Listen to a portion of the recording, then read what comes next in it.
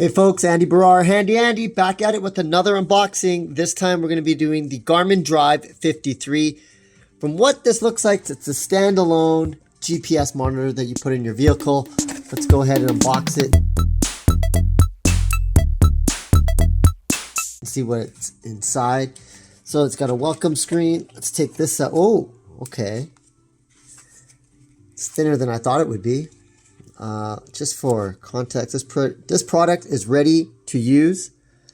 You can register your Garmin update software. That's cool. So let's take that apart and see if there's a power button. See if it's got power right there in the back. Let's see if it turns on. Oh, there we go. It's turning on. Okay, it looks like it needs to get charged though before this can turn on. So I'll put that aside. Let's continue the unboxing and see what else it comes with. Of course, it's going to need power. Looks like that.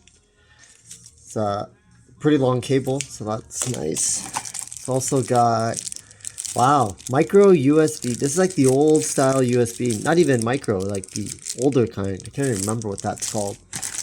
Here's a suction cup. Goes on to the wall. Looks like there's another piece right here.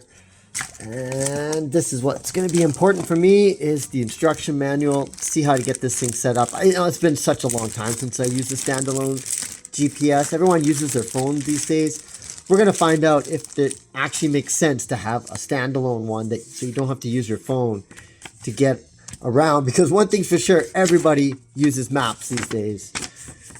Nobody has navigation skills like we did back in the day. So got the instructions. What I will do is get this up and running, and then we'll take it for a deep dive and see what it's like. So that concludes the unboxing of the Garmin Drive 53. Be sure to like and subscribe to this channel. We're going to do a full review of this. And I'll let you know if it's worth buying to have a standalone GPS or if your phone will work as is. Andy Baryer, Handy Andy, back at it in another one. See you again next time.